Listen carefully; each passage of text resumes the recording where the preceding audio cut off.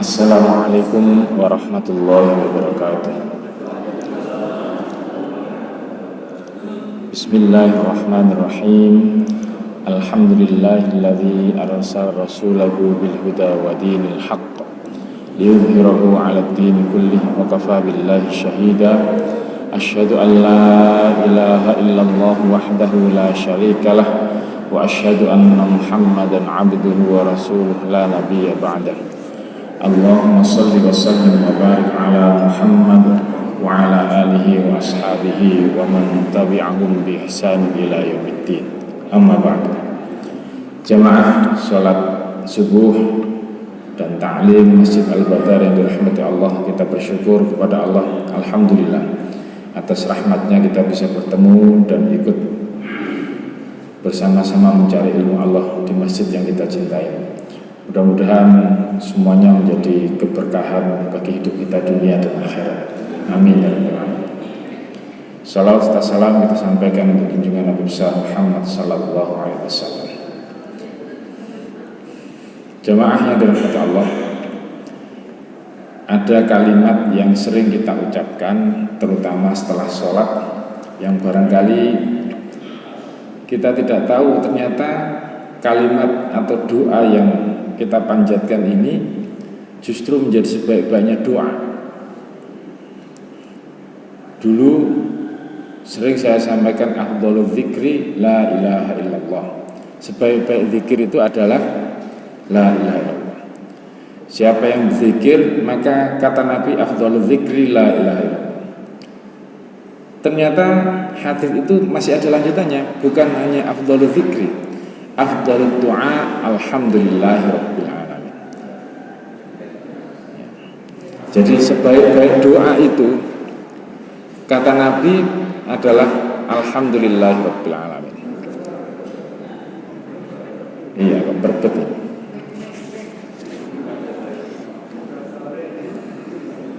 Ya, doa itu zikir apa bukan?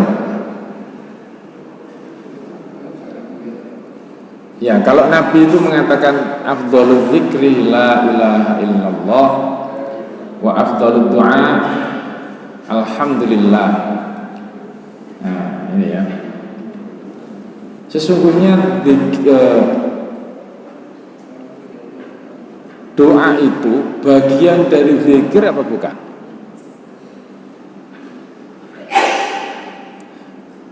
Halo, bapak-bapak. Doa itu zikir apa bukan? Zikir kan ya? Zikir juga. Jadi doa itu bagian dari zikir, tapi kata Nabi dibedakan. Jadi inilah yang menyebabkan ada perselisihan pendapat di kalangan ulama. Mana yang lebih baik? Berzikir dengan la ilaha illallah atau berzikir dengan alhamdulillah? Sebagian mengatakan sesuai dengan teks hadis itu afdhalul dzikri la ilaha illallah. Sebagian mengatakan lah kalau sebaik-baik doa itu alhamdulillah, lah sekalian aja ya, baca alhamdulillah itu sebagai doa sekaligus sebagai zikir. Nah, kita yang tidak ulama ya sudah baca dua-duanya saja. Baca zikir la ilaha illallah sekaligus zikir alhamdulillah. Aman. Ya. Jadi gunakanlah semua potensi yang dijanjikan oleh nabinya ya, untuk mohon keberkahan dari Allah Subhanahu wa taala dengan menyebut dua-duanya, zikirnya la ilaha illallah, juga berdoa dengan alhamdulillah. Dua-duanya dibaca. Nah, coba lihat. Kira-kira kalau Bapak Ibu lihat ini apa yang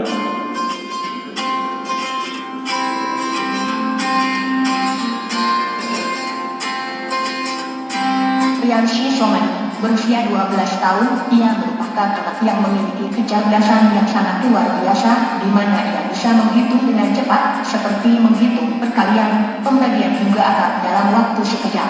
Riansyah Somani juga sudah memecahkan rekor mengenai hitung-menghitung.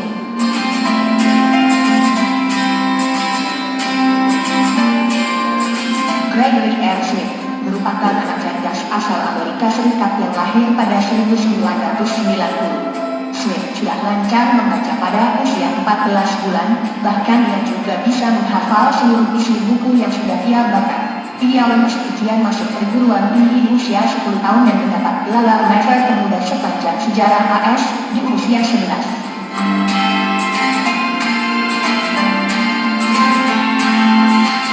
Bocah asal kota Yorkshire, utara Inggris ini juga memiliki kecerdasan yang sangat luar biasa. Pada usia 2 tahun, Sergei Sharapi sudah bisa menghafal nama-nama 195 negara anggota PBB, bisa membaca peta dan membaca lancar. Bahkan Sharapi juga bisa menjelaskan tentang organ tubuh manusia.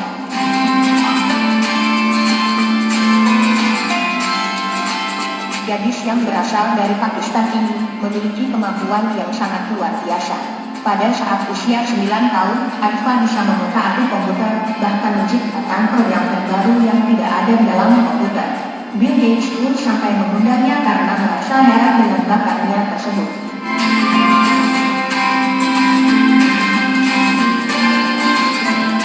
Tubuh Yao bisa dikatakan sebagai anak paling cerdas di dunia. Yao memiliki IQ 210. Saat dia masuk TK, dia sudah lancar berbahasa Korea, Jepang, Inggris, dan Jerman. Saat masuk SD, ia sudah bisa memecahkan soal untuk mahasiswa. Pada usia 7 tahun pun, yang terpaksa dimasukkan ke universitas karena kecerdasannya.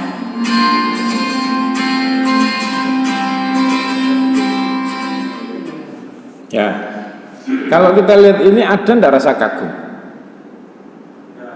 Ada kan ya? Dari kagum itulah lahir pujian. Tapi kalau dibandingkan dengan ini, Bapak Ibu pasti akan lebih kagum. Ya.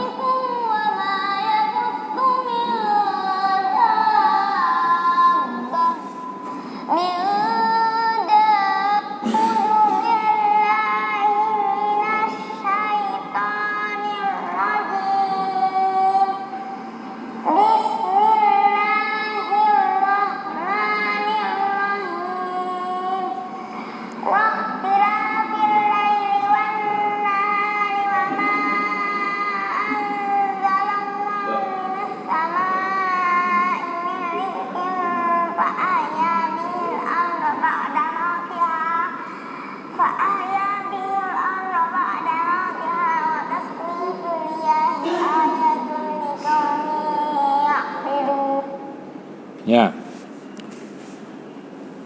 Bagi Bapak Ibu lebih mengagumkan mana? Yang pertama apa yang kedua? Yang kedua, karena Bapak Muslim. Andai kan bukan Muslim, pasti akan lebih kagum yang pertama. Jadi memuji itu ternyata selalu didasari oleh suka dan tidak suka. Kalau Bapak Ibu tidak bahagia, sebaik apapun tidak akan dipuji. Meskipun sudah berkarya membaguskan ibu kota, tidak akan muji. Karena memang tidak suka. Ya, berarti mereka yang bisa memuji itu, pertama kalau tidak punya cinta tidak bisa muji. Kadang-kadang kita lihat anak itu tidak begitu istimewa, tapi karena kita suka, maka kita kemudian memuji. Karena itu anak kita, sekurang-kurangnya anak itu selalu dilem. Ya, wah anakku wis apal anaba, padahal si anaba tok itu sudah dipuji kan itu ya.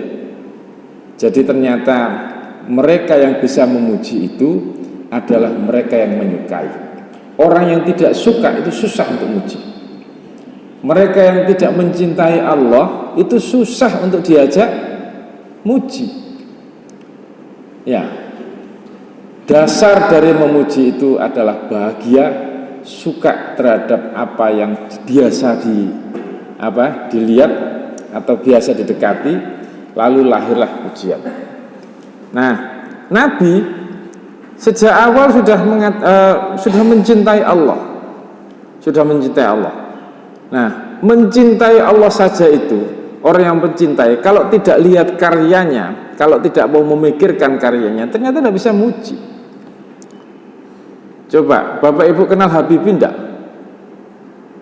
Apa yang dikenal dari Habibie? Iya, sebagian hanya wakil presiden ya. Yang lain yang tidak pernah tahu bagaimana Habibie membuat crack ilmu tentang tayangan pesawat itu ya, itu tidak akan merasa kagum. Orang yang bisa mengagumi Habibie itu adalah orang yang mau mikir ternyata Habibie itu punya karya yang luar biasa. Kalau tidak mau mikir tidak bisa. Berarti orang yang memuji Allah itu mereka yang ulul albab, mereka yang memiliki kecerdasan. Cerdas itu ukurannya bukan matematikanya yang seperti anak-anak tadi, tidak. Pokoknya mau mikirkan apa yang dilihat itu sudah termasuk bagian dari kecerdasan. Ketika Nabi sedang tidur dengan Aisyah, kemudian Nabi pamit ke Aisyah, "Aisyah, saya mau sholat." Ya. Apa kata komentar Aisyah? "Saya sebenarnya senang mendampingimu tidur. Saya juga senang melihatmu dekat dengan Allah, mendekatkan diri dengan Allah." Akhirnya Nabi sholat. Di tengah-tengah sholat ternyata Nabi itu nangis sampai subuh. Jadi subuh ketika Bilal mengumandangkan tahu Nabi nangis, tanya, "Nabi, kamu ini loh, ya, Nabi ini kan hamba yang sudah dijamin Allah masuk surga. Jangankan dosa yang lalu, yang akan datang seandainya punya dosa-dosa Nabi itu diampuni oleh Allah. Lalu apa yang ditangisi?" Ternyata Nabi membaca, "Inna fi khalqis samawati wal ardi wa ikhtilafil laili wan nahari la ayatil liulil albab." Sesungguhnya dalam penciptaan langit dan bumi itu dan pergantian malam dan siang itu terdapat tanda-tanda kebesaran Allah bagi orang-orang yang berakal. Hanya gara-gara baca ayat ini Nabi itu nangis. Saking kagumnya terhadap Allah. Ya, begitu besarnya kekuasaan Allah itu dalam ayat ini yang digambarkan untuk orang yang berakal. Kemudian Nabi itu nangis. Bapak Ibu kalau lihat anak-anak kita berprestasi juara, ya, kira-kira kadang-kadang muncul kan Bu ya, air mata kita, air mata bahagia itu muncul ketika melihat ada di antara keluarga kita berprestasi. Itu juga yang dialami Nabi. Ya Allah, sungguh Engkau ini maha besar. Engkau ciptakan langit dan bumi, pergantian siang dan malam yang tidak mungkin dilakukan oleh makhlukmu. Ya, tapi kalau tidak difikir, ya tidak jadi apa-apa, Pak. Kita bernafas, tidak difikir, ya cuma nafas saja yang kita nikmati. Berarti syukur itu, ya, berarti orang yang bisa memuji Allah itu adalah orang yang berfikir. Orang yang berfikir. Kita ini termasuk mikir apa enggak, Pak, ketika baca hamdalah? Apa? Mikir apa zikir? Paling-paling kan cuma zikir, alhamdulillah, alhamdulillah. Lah, apa yang kamu puji terhadap Allah? Ketika muji Allah, segala puji bagi Engkau ya Allah, segala puji bagi Engkau ya Allah. Gitu ya. Kira-kira ada enggak yang terlintas dalam pikiran ini? Iya, saya bisa sehat ini karena Allah. Saya bisa dapat pekerjaan ini karena Allah. Gitu ya. Itu terlintas enggak ada pikiran?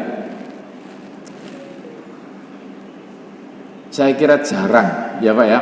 Karena kita masih mengikuti aktivitas rutin setelah sholat itu baca subhanallah kemudian alhamdulillah.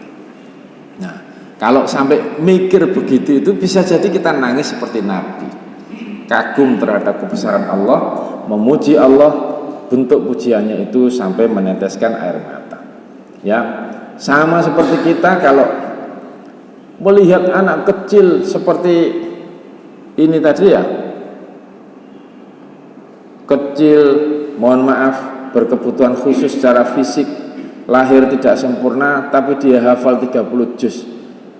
Ya, yang menyebabkan penontonnya nangis itu karena lah iya, yang cacat saja itu bisa hafal 30 juz.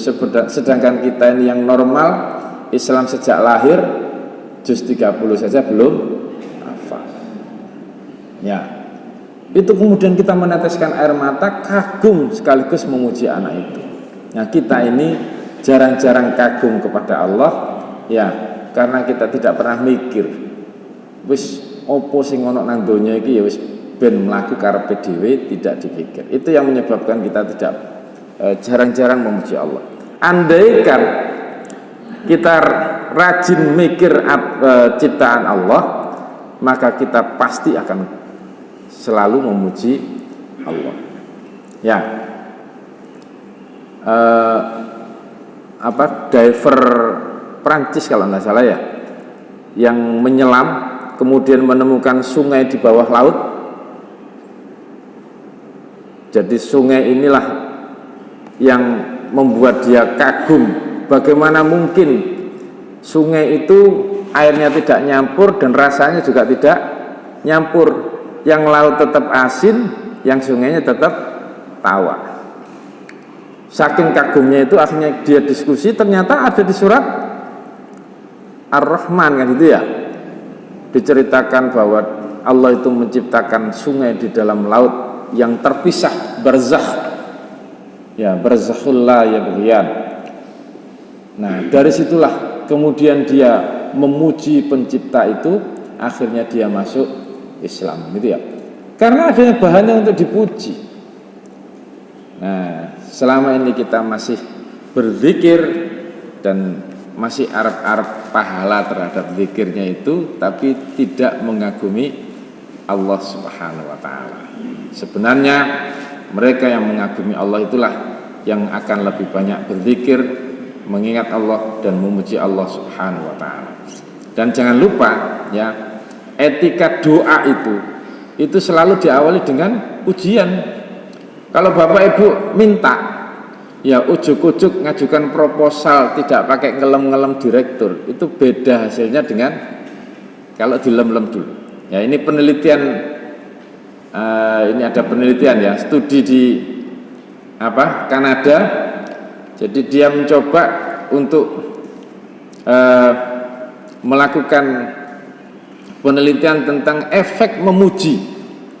Ternyata dari volunteer, orang-orang yang mendapatkan pujian dan orang-orang yang memuji itu, mereka yang memuji itu lebih cenderung ditawari apapun oleh yang dipuji. Tapi kalau yang tidak memuji, ya sudah, ya nawari paling banter yang 46% itu. Ya, jadi kalau sering memuji orang-orang itu bisa berdampak terhadap ditawari bantuan bagi yang memuji. Jadi yang dipuji ini senang, kepingin kon njaluk apa sih nak, gitu ya. Kepinginmu apa itu akan muncul ketika kita sering memuji orang yang kita kagumi. Ya. Nah, Allah menuntun kita itu membuat etika berdoa itu selalu diawali pujian. Coba, ketika sholat itu artinya apa, Pak? Sholat itu artinya doa. Doa itu permohonan kepada Allah, minta apa yang kita harapkan. Tapi ketika minta itu, pertama kali yang dibaca itu bukan langsung, ya Allah, saya beri ini, saya beri ini, saya beri ini. Tidak, tapi Allahu Akbar, pujian dulu ya. Dipuji terus. Di Al-Fatihah itu pertama pujian dulu, baru nembak. Alhamdulillahi Rabbil Alamin. Segala puji bagimu ya Allah, Tuhan semesta alam. Ini ngelem-ngelem Mas Yan ya. Ar-Rahmanir Rahim, yang maha pengasih maha penyayang. Ngelem lagi. Maliki Yaumiddin, yang menguasai hari pembalasan. Iyyaka na'budu wa iyyaka nasta'in. Mulai pendekatan kepada Allah. Sakjane hanya kepadamu ya Allah aku ini mengabdi, dan hanya kepadamu aku minta pertolongan. Baru nembak, ihdinas siratal mustaqim, kayak ono petunjuk kok ya Allah, jalan sing lurus, kan gitu ya, yang bisa memberikan kebahagiaan saya hidup di dunia dan akhirat. Ternyata etika mohon kepada Allah itu awali dengan pujian. Karena itu setelah sholat dianjurkan muji dulu, subhanallah Maha suci Allah, alhamdulillah, muji lagi, Allahu Akbar, muji lagi, baru minta kepada Allah. Ya, pendekatan kepada Allah itu diawali dengan pujian, dan secara fitrah berdasarkan penelitian ini ternyata orang yang dipuji itu punya kecenderungan untuk menawarkan bantuan atau menawarkan apa saja yang dimiliki kepada orang yang memuji. Ya, jadi Bapak Ibu, kalau ingin mendapatkan sesuatu yang baik terhadap anak, meskipun tidak boleh berlebihan, jangan malu-malu untuk memuji anak kita. Ingin dapat kasih sayang dari anak tapi diseneni ya. Menurut penelitian para psikolog, itu akan melahirkan kebencian, bukan pujian terhadap kita. Kita ini tidak haus pujian, haus kasih sayang dari anak-anak. Tapi kalau kemudian kita tidak pernah memuji, kita juga akan tidak mendapatkan hal yang kita harapkan dari anak-anak. Ya, nah begitu pula kepada Allah. Ya, kepada Allah itu kalau kita sering memuji Allah, sudahlah, Allah akan memberikan apapun yang kita mau. Itulah kenapa kemudian Nabi mengatakan afdhalud du'a alhamdulillahi rabbil alamin. Sebaik-baik doa itu adalah alhamdulillah. Jadi belum apa-apa, belum minta apa-apa, alhamdulillah ya Allah, alhamdulillah, segala puji bagimu ya Allah. Kau kepingin apa sih nak gitu ya? Kamu kepingin apa? Ya, Allah akan mengetahui apa yang kita mau. Nah, jadi gantinya doa yang sering saya sampaikan ya, kita boleh doa itu nembak, boleh minta sesuatu itu boleh kepada Allah. Ya, bahkan dianjurkan langsung masuk kepada tema doa itu. Nah, tapi kalau kemudian ada doa yang paling baik alhamdulillah, jangan kemudian melupakan membaca hamdalah ini. Karena itu kalau Bapak Ibu baca buku-buku dari para ulama itu, ya pertama selalu diawali dengan basmalah, lalu dilanjutkan hamdalah. Ya, belum apa-apa itu sudah muji Allah dengan harapan kalau saya bersyukur dengan membaca hamdalah, maka Allah akan menambah ilmunya kepada dirinya. Lihat saja, selalu dibuka dengan hamdalah. Buku apa saja yang dari ulama-ulama itu membuka lembaran ilmunya itu dengan mengucapkan alhamdulillahirabbil alamin. Ya, mengharap keberkahan dari hamdalah supaya ilmunya ini bermanfaat dan sekaligus berharap ditambah oleh Allah ilmunya itu. Nah, secara kuantitas ternyata hamdalah ini dilebihkan oleh Allah fadilahnya. Lihat ya. Innallaha azza wa jalla astafa minal kalami arba'an subhanallah walhamdulillah wala ilaha illallah Allahu akbar. Sesungguhnya Allah telah memilih 4 perkataan, yaitu subhanallah, alhamdulillah, la ilaha illallah, dan Allahu akbar. Siapa yang mengucapkan subhanallah, maka akan ditulis untuknya 20 kebaikan. Wa man qala subhanallah kutibat lahu biha 'ashruna hasanah wa khutta anhu 'ashruna sayyi'ah. Dan akan dihapuskan darinya 20 kesalahan. Jadi setiap mengucapkan subhanallah, Allah memberikan kepada kita 20 kebaikan dan dihapuskan 20 kesalahan. Wa man qala Allahu akbar fa mithlu dzalik, kalau mengucapkan Allahu akbar juga sama, Allah akan memberikan 20 kebaikan dan dihapuskan 20 kesalahan. Wa man qala la ilaha illallah wa mithlu dzalik, berzikir dengan la ilaha illallah itu juga mendapatkan 20 kebaikan, dihapuskan 20 kesalahan. Wa man qala alhamdulillahirabbil alamin, tapi kalau berzikir dengan alhamdulillahirabbil alamin min qibali nafsihi kutiba lahu biha 30 hasanatan wa khutta anhu biha 30 sayyi'atan. Kalau hamdalah, mengucapkan alhamdulillah, maka ditulis untuknya 30 kebaikan dan dihapus darinya 30 kesalahan. Dilebihi oleh Allah. Ya. hadis inilah yang kemudian juga menguatkan para ulama yang mengatakan sebaik-baik zikir itu adalah alhamdulillah. Ya. Jadi perbedaan pendapat antara mana yang baik, baca la ilaha illallah apa alhamdulillah. Ya, kalau tadi dikatakan afdhalud du'a dan afdhaludz zikri, kemudian dikuatkan dengan hadis inilah yang menyebabkan sebagian ulama mengatakan sebaik-baik zikir itu adalah alhamdulillah. Ya. Jadi titik-titik alhamdulillah, titik-titik alhamdulillah. Wa akhiri da'wahum anilhamdulillahi rabbil alamin. Di dalam surat Yunus itu ya, tutuplah doa itu dengan alhamdulillahi rabbil alamin. Ya, karena Allah sendiri sudah memberikan contoh ya di dalam surat Yunus itu. Nah, kalimat hamdalah ini ternyata menjadi kalimat yang pertama kali diucapkan oleh Nabi Adam. Kita itu ketika lahir, pertama kali yang muncul dari mulut bayi itu apa? Bu, yang melahirkan. Kan ya? Ya, nangis. Kenapa kok nangis? Di hadis jelaskan pertama kali manusia lahir di muka bumi itu iblis sudah menggoda, yaitu dengan dicubles. Ya. Kalau dicubles nggak nangis berarti anak ini sakit. Tanya dokter. Ciri bayi sehat itu ketika lahir nangis.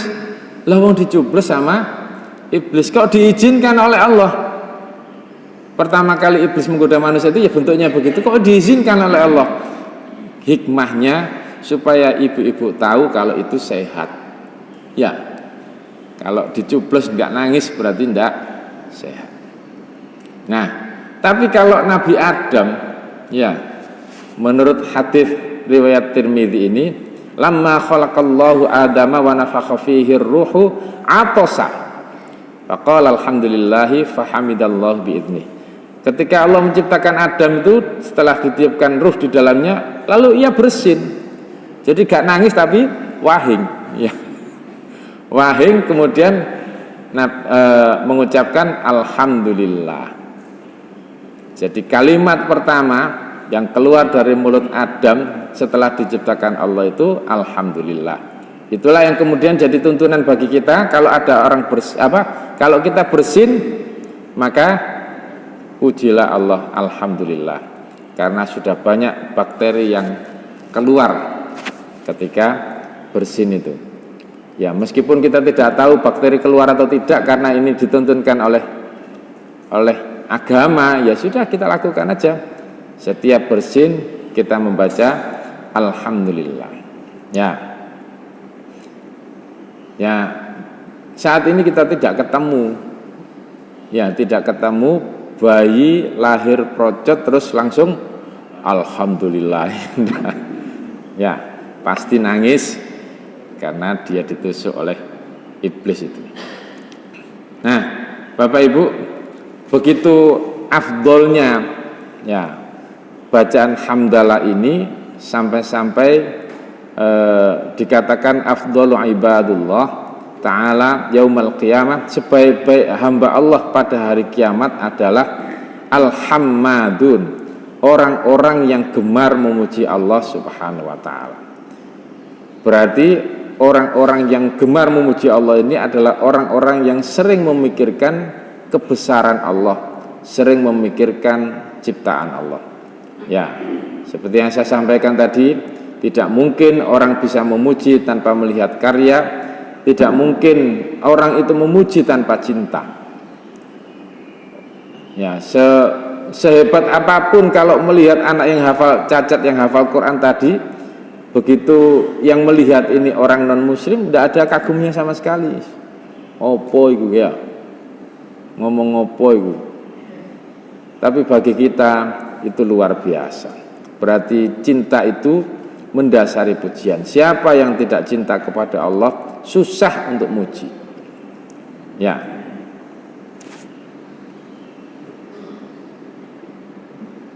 Nah, Bapak Ibu yang dirahmati Allah, para ulama membagi beberapa hukum membaca hamdalah. Ya, tidak ada yang wajib membaca hamdalah kecuali ketika sholat, yaitu ketika membaca Al-Fatihah.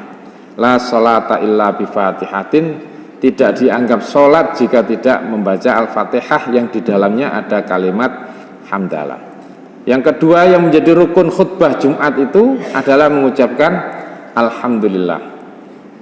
Ya, atau tidak dalam bentuk Alhamdulillah, ya, hamdan, pokoknya ada kata-kata pujian kepada Allah.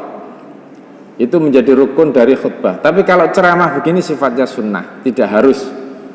Ya, misalkan Pak Ali memberikan nasihat kepada kita, begitu habis salam langsung to the point. Ya, tidak pakai hamdalah. Itu tidak termasuk bagian dari rukun menasihati, ya. Tapi kalau khutbah Jumat termasuk bagian dari rukun. Nah, bisa juga mengucapkan hamdalah itu hukumnya haram terhadap perbuatan maksiat. Bapak Ibu, kalau saya dikasih kopiah sama Pak Muntari, iya, terus matur nuwun, habis itu saya taruh kaki untuk lemek, kira-kira tersinggung enggak? Tersinggung kan, ya? Berarti memuji yang tidak disertai dengan mensyukuri itu akan melahirkan ketersinggungan. Terima kasih itu kan bagian dari rasa syukur, memuji kan, ya. Tapi kalau tidak disertai dengan kesyukuran, syukur itu maknanya mereka yang bisa menempatkan rizki Allah sesuai pada tempatnya, itu namanya syukur. Kalau dipasang begini, sudah sudah senang, nanti barangkali kelihatan bolak titik akan dikasih lagi, kan gitu, ya. Jadi orang yang memuji Allah dalam perbuatan maksiat itu dilarang karena dianggap menghina Allah. Habis korupsi diaudit sama BPK, nggak ketemu, alhamdulillah, ya. Alhamdulillah ya Allah, selamat aku. Nah, itu sama dengan menghina Allah. Itu sama dengan dikasih kopiah tapi ditaruh kaki. Ya, sudah mengawalinya pakai bismillah, terus nutupnya pakai hamdalah. Bismillah ya Allah, mudah-mudahan tidak ketemu ini. Nah, gitu, ya. Ternyata diaudit gak ketemu temenan, alhamdulillah. Ya, itu ngenyek Allah. Ya, mereka yang begini ini itu dianggap mengkufuri nikmat Allah. Wong kopiah itu untuk kepala, ternyata ditaruh kaki. Ya, itu menghina Allah. Maka siapa yang menghina Allah begitu, inna adzabi lasyadid. Dalam surat Ibrahim, ya, mereka ini akan mendapatkan azab yang sangat pedih. Tidak mau mensyukuri tapi justru menzalimi. Jadi lawannya syukur itu zalim. Zalim itu menempatkan sesuatu tidak pada tempatnya, itu zalim.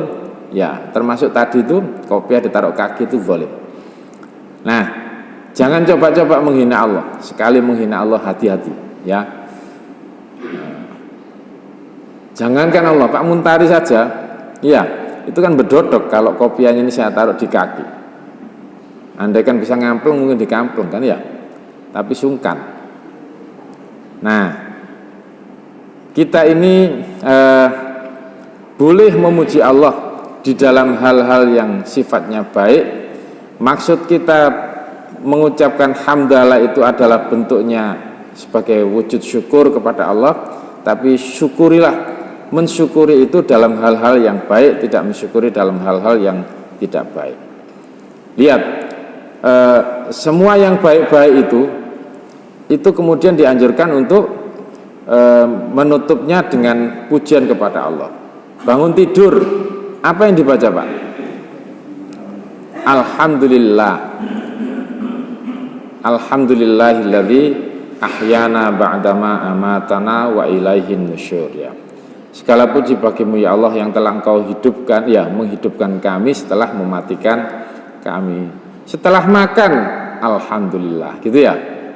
pokoknya dalam kesempatan apapun yang menunjukkan Allah telah memberikan rezeki kepada kita, maka ucapkanlah hamdalah, alhamdulillah. Andaikan tidak diberi pun kita berzikir alhamdulillah, itu memancing rezeki, Allah akan royal terhadap diri kita, karena sebaik-baik doa itu adalah hamdalah. Ya, ada waktu 10 menit sebelum duha, ada yang ditanyakan? Kalau tidak ada, alhamdulillah.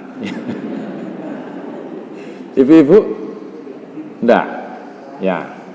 Baik, Bapak Ibu, mudah-mudahan bermanfaat yang sedikit ini, dan mulai hari ini ya dimanapun, kapanpun, pujilah Allah. Ya, apalagi kalau memuji sambil mengingat-ingat kebesaran Allah, itu jauh lebih nikmat. Kalau Nabi sampai meneteskan air mata, ya kita tidak meneteskan air mata pun tidak apa-apa, yang penting ingat Allah. Ya, ingat terhadap Allah Subhanahu wa taala. Mari kita tutup dengan doa kafaratul majlis. Subhanakallahumma wa bihamdik, asyhadu an la ilaha illa ant, astaghfiruka wa atubu ilaik. Alhamdulillahirabbil alamin.